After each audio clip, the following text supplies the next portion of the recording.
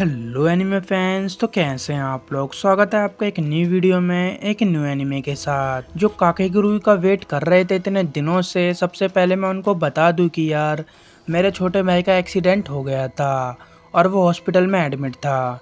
Hospital में एक जने का रहना बहुत इम्पोर्टेंट था, इसलिए मेरे को टाइम नहीं मिल रहा था। अगर आपने हमारा टेलीग्राम ग्रुप ज्वाइन कर रखा हो तो आपको पहले से ही पता होगा। वैसे मैं पहले काकेगुरु एनिमे पर वीडियो बनाने का ही सोच रहा था, फिर मैंने ये वाली एनिमे देखी और मैंने देखा कि YouTube पर इस एनिमे को किसी ने भी एक्सप्लेन नहीं किया, तो मैंने सोचा हम कर देंगे। इस एनिमे का जॉनरा है action, science fiction, suspense, thriller and psychological thriller. इस एनिमे को स्पेशली उनको देखना चाहिए जो साइकोलॉजिकल थ्रिलर देखना ज़्यादा पसंद करते हैं। वैसे मेरे को ये एनिमे एकदम एवरेज लगा, ज़्यादा कुछ खास नहीं, पर जो इसका एनिमेशन है उसके तो क्या ही कहने हैं। इसकी डिटेलिंग भाई जितनी तारीफ़ की जाए उतनी कम। अगर आपको ये अच्छा लगा तो मैं इसके और भी एपिसोड्स को एक्सप्लेन करूँगा। और हाँ, मैं अगली वीडियो काकेगुरु एनिमे पर ही बनाऊँगा। जितनी जल्दी हो सके मैं उतनी जल्दी वीडियो बनाकर यूट्यूब पर अपलोड करने की कोशिश करूँगा। तो और टाइम वेस्ट ना करें, चलिए एपिसोड को स्टार्ट करते हैं।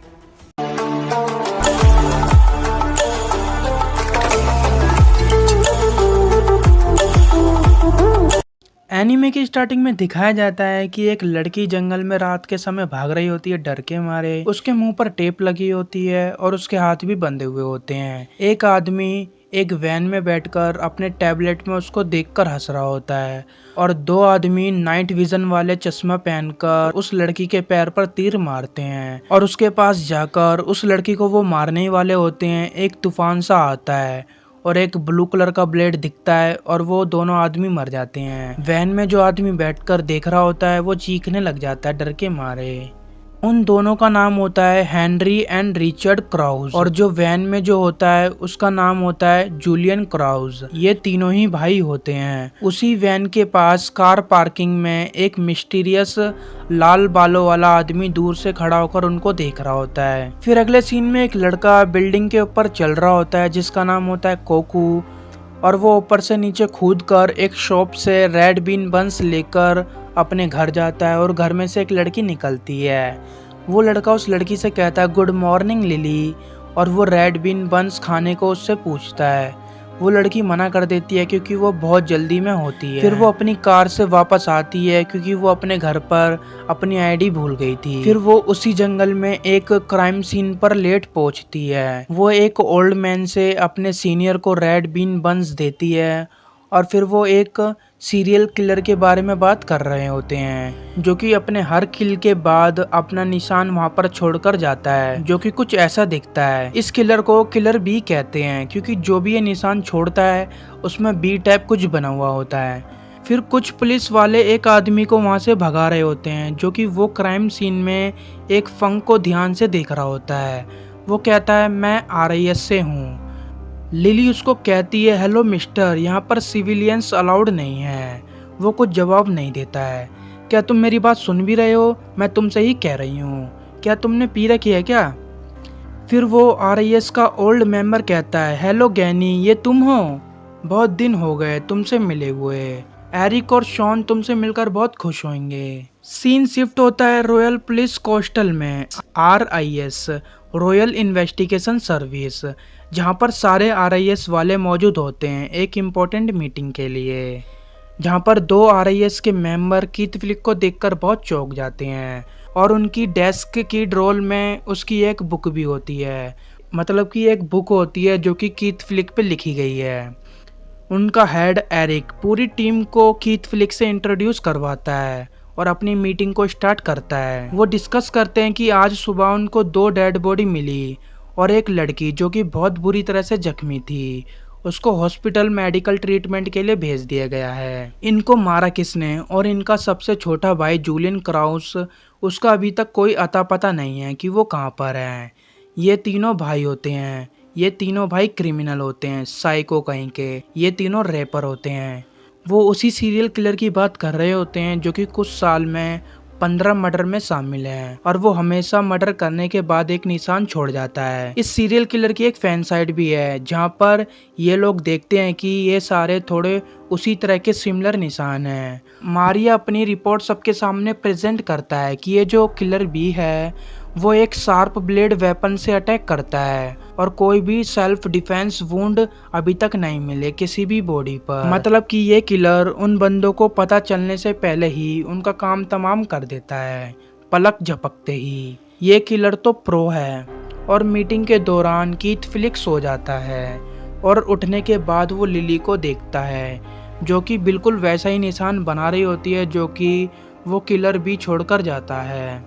अगले सीन में उन क्रिमिनल का सबसे छोटा वाला भाई एक घर में गन लेकर बोल रहा होता है बार बार, मैं सबको मार दूंगा, मैं सबको मार दूंगा। फिर वही लाल बालों वाला आदमी आकर उसको पकड़कर कहता है, मैं तुमको एक मौका दिला सकता हूँ, जो मैं कहता हूँ वही करो। फिर अगले सीन में वही बंदा उस लाल वाले बंदे के साथ एक बड़े से टैंक में पूरे शहर को तबाह कर रहे होते हैं। जहाँ देखो वहीं तबाही, सबको बॉम्ब फायर से उड़ा रहे होते हैं। कीथ फ्लिक एक बंदे के पास कॉफी पीने के लिए जाता है। उसको कॉफी हमेशा की तरह कड़वी लग रही होती है, फिर भी वो कॉफी को पीता है। वो कहता है कि यहाँ दूर दूर तक कोई एस्ट्रेज नहीं है। एस्ट्रेज वही जो सिगरेट में तंबाकू टाइप होता है ना, गांजा या कुछ भी बोलो वही।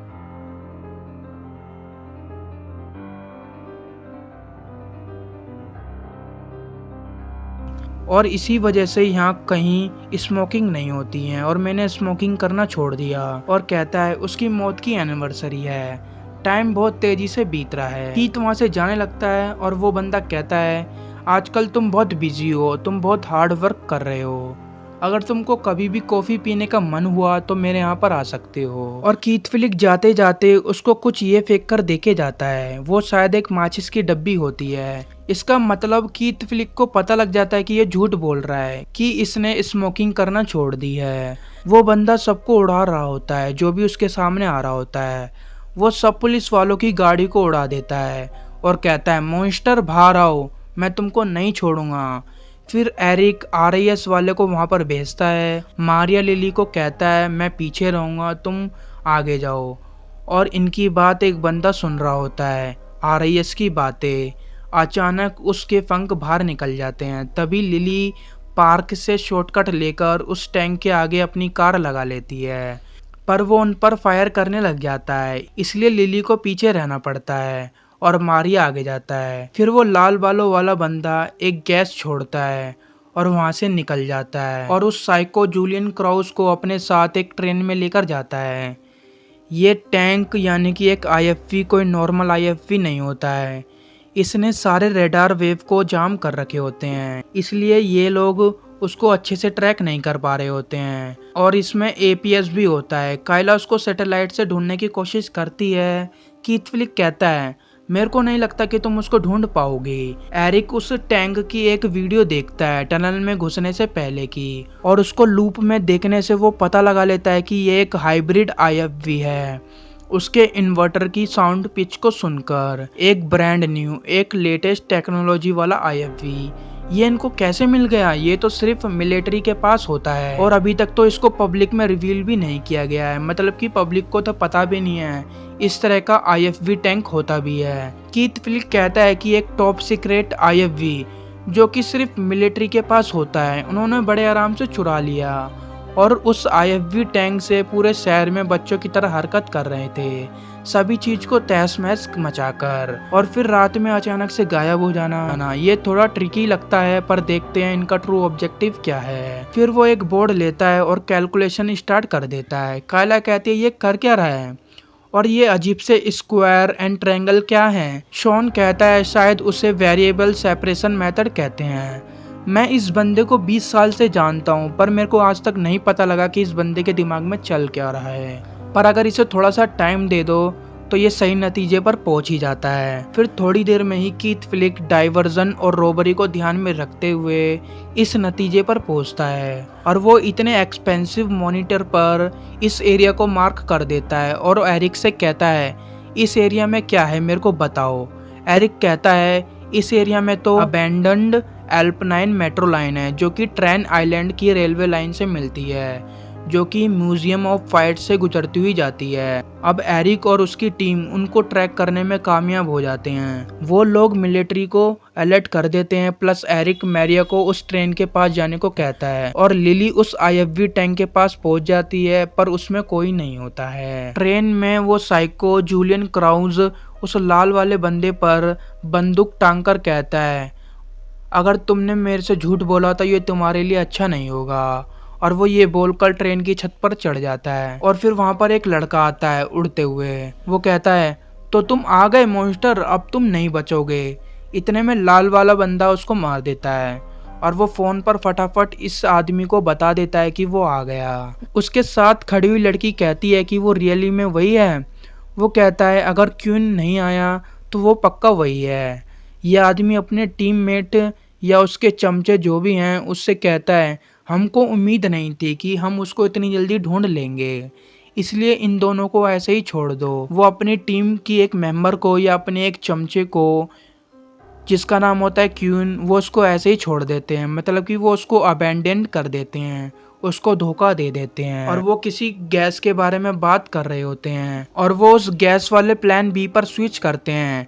अब ये प्लान बी क्या है आपको नेक्स्ट एपिसोड में पता लग जाएगा। ये लाल बालों वाला बंदा क्यून इससे फाइट करता है और कहता है, चलो अभी अपनी रियल पावर दिखाओ। फिर वो उसके बाद वो अपना ब्लेड निकाल लेता है और साथ ही में अपने ब्लैक विंग्स।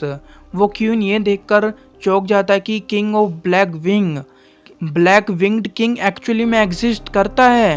क्यून के फेस पर एक स्क्रैच भी लग जाता है फाइट करते हुए और वो कहता है, तुम मेरे को कुछ नहीं कर पाओगे जब तक तुम मेरे को छू ना पाओ, मेरे को बस तुम्हारा लेफ्ट हैंड उखाड़ना होगा। और वो उस पर अटैक करता है और बड़े ही स्टाइल में मारा जाता है। अगले दिन कीथ फिलिग धूल या मट्टी जो भी कोई एलिमेंट होता है उसको ध्यान से देखकर कहता है, इसके बारे में तो मैंने गलत सोचा था। ओ अच्छा, तो ये था उनका रियल ऑब्जेक्टिव। ये सब लोग क्राइम सीन पर होते हैं और एरिक मिलिट्री वाले को वो IFV टैंक वापस कर बोलता है, केस क्लोज्ड। फिर उनको एक RIS का मेंबर उसको टैबलेट में दिखाता है कि ये न्यूज़ लाइव चल रही है हेलीकॉप्टर से। कोकू कहता है, तुम मेरा ये मार्क देख रहे हो ना, मैं किलिंग करना नहीं छोड़ूंगा, जब तक तुम मेरे को ढूंढ ना लो। ये बोलता है, मैंने तुमको ढूंढ लिया। कीथ फिलिग कहता है, मैं तुमको ढूंढ कर रहूंगा। तो इसी के साथ ये एपिसोड यहीं खत्म होता है। अगर आपको ये वीडियो पसंद आया हो तो वीडियो को लाइक करना तो बनता है यार, और इसी तरह से और एनिमे की वीडियोस को देखने के लिए चैनल को सब्सक्राइब तो मार ही देना। काकेगुरु एनिमे को देखने के लिए लेफ्ट वाली वीडियो को देखें और डार्लिंग इन दी फ्रैंक्स एनिमे के 10 अमेजिंग फैक्ट्स वाली वीडियो को देखने के लिए राइट वाली वीडियो को देखें।